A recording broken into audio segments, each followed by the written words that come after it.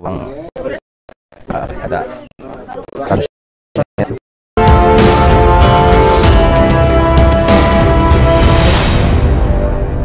Oke, baik pemirsa, kali ini nampak di samping kiri saya ada Ibu Bidan, berikut Ibu Dokter dan Kepala Puskesmas Kecamatan Cikidang. Untuk itu kita akan telusuri ataupun berbincang sama mereka bagaimana langkah yang telah diambil dan bagaimana konsep ke depan untuk menangani persoalan adik Siti Aisyah ini.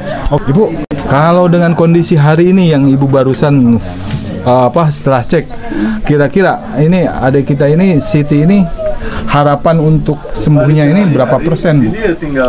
Kalau melihat kondisi sekarang ya, Masya Allah sekali sudah menuju ke baik ya. Ya, menuju ke baik sudah 80%.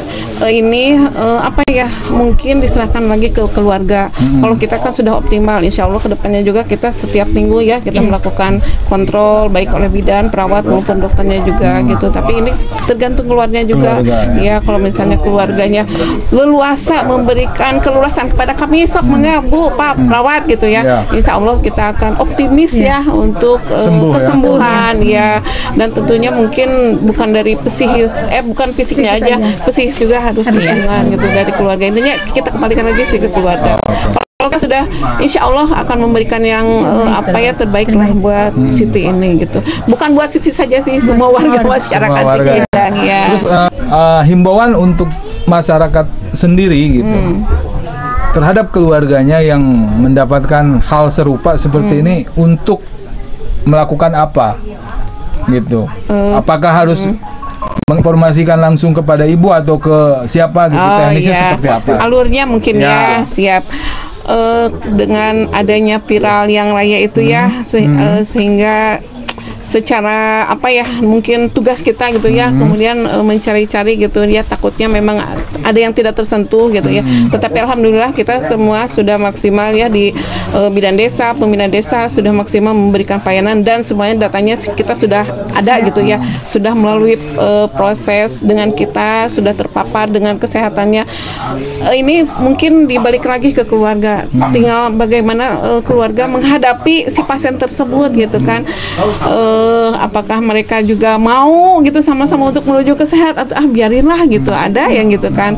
Ini dikembalikan lagi. Kalau untuk alurnya kita kan punya ada kader gitu ya, kader kesehatan, ada RT, ada RW gitu, kemudian ada bidan desanya juga, kemudian ada perawat desa. Jadi bisa melalui beliau atau misalkan saya mau langsung aja ke puskesmas, enggak gitu.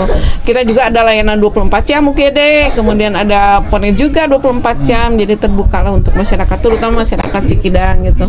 Intinya bagaimana masyarakat menyikapi mungkin ya warganya gitu.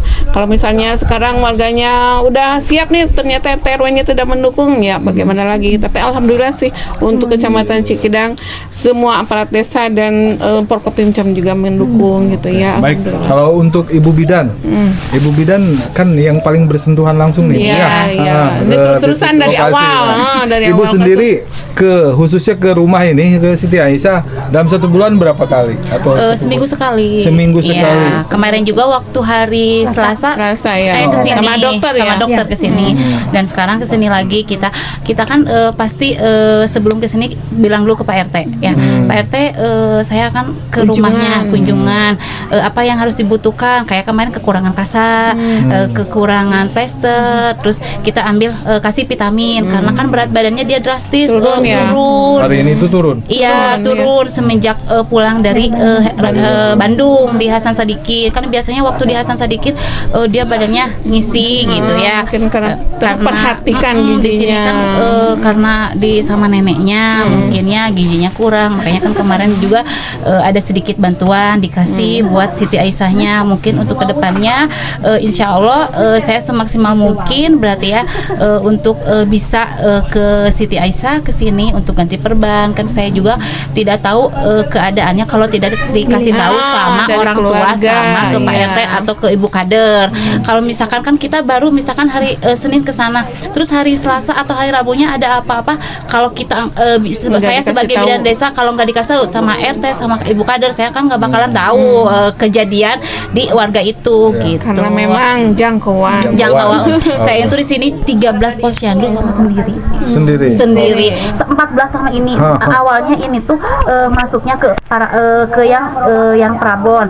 Cuman kita inisiatif udah bilang ke Pak RT, Iya. kita bagi kasihan yang di sini untuk jalan ke sana. Jadi saya Yang ke sini. Oke, baik. Ibu dokter. Siapa? Ibu dokter, tadi kan ini anak ada penurunan ya dari berat badan. Langkah yang akan diambil Ibu dokter sendiri mengkaji dari apa agar anak ini tumbuh kembali. Ya, seperti sedia kala. Iya. Pertama-tama kita kan harus memperhatikan gizi yang dimakan oleh adek kan ya. Itu kan kembali lagi kalau misalkan kita untuk memberi makannya kan harus dilihat dari gizinya. Itu tidak ada larangan untuk makan apapun karena adanya pun tidak ada pantangan buat yang dimakan. Karena makanan apapun itu kan yang terbaik asalkan yang dimasuknya yang bergizi ya seperti sayur, buah, daging dan protein yang lainnya itu bagus ya. Dan untuk asupan yang lainnya bisa diberikan dari vitamin sendiri atau asupan dari susu. Karena kita pun sudah memberikan yang terbaik buat adik Siti ya. Karena kan untuk menaikkan berat badan tuh nggak akan langsung sedrastis mungkin naiknya, harus bertahap. Mungkinnya sekarang makan sedikit-sedikit, yang penting naik berat badannya. Tapi tidak ada alergi. Tidak ada alergi makanan apapun dimakan, obat sama tidak ada. Dan untuk saat ini pun makannya sudah lebih baik, sudah mau. Cuma mungkin berat badannya ya agak lumayan susah karena kan dengan kondisinya bisa juga berpengaruh, nggak bisa langsung sekarang minum obat langsung vitamin, susu langsung menaik, tidak Kira-kira seperti itu. izin Bu, Ya. kan tadi ini pencapaian untuk ke tingkat sembuh di angka 80%. Ya. Menurut analisa secara keilmuan dokter dan Ibu punya analisa sendiri tentang adik Siti Aisyah ini, kira-kira sulit nggak 20% ini menjangkau ke 20%? Insya Allah tidak sulit ya. Kembali lagi kalau misalkan lukanya dirawat dengan benar, dengan baik dan rutin dibersihkan. Kalau misalkan ini dibiarkan terlalu lama, nggak dibersihin nih, misalkan sehari nggak dibersihin sama sekali atau 2 hari, itu bisa menimbulkan infeksi yang lebih lanjut lagi. Tapi untuk melihat keadaan yang saat ini itu udah lebih baik karena semuanya sudah ada pertumbuhan yang kulit yang baru, kuku yang baru. Karena kan dulu paling krusial luka yang pundak. Yang pundak itu, tapi berapa titik Bu? Satu titik aja di bagian pundak Kalau saja. di kepala Udah mulai penyembuhan, udah kering. Kalau yang di ini mungkin emang agak lama karena luas dan basah terus. Dan itu harus diganti tiap hari. Ya, tapi saran saya sih bagusnya nggak ditutup ya, karena biar cepat lebih kering lagi. Karena dia kalau ditutup malah makin basah, lembab karena. Oke, baik Ibu Dokter, Ibu Kapus, Ibu Bidan, saya ucapkan banyak terima kasih atas berkenan hari ini untuk saya wawancara ya, dan terima kasih juga pedulinya luar biasa, apresiasi dari kami selaku jurnalis dengan langkah-langkah yang telah diambil dari Puskesmas berikut Muspika Kecamatan Cikidang. Ini kalau pandangan Abang ataupun pendapat Abang sendiri tentang adik kita ini Siti Aisyah yang begitu memprihatinkan, langkah konkret apa yang harus kita ambil untuk penanganan yang jauh lebih komprehensif ke depan.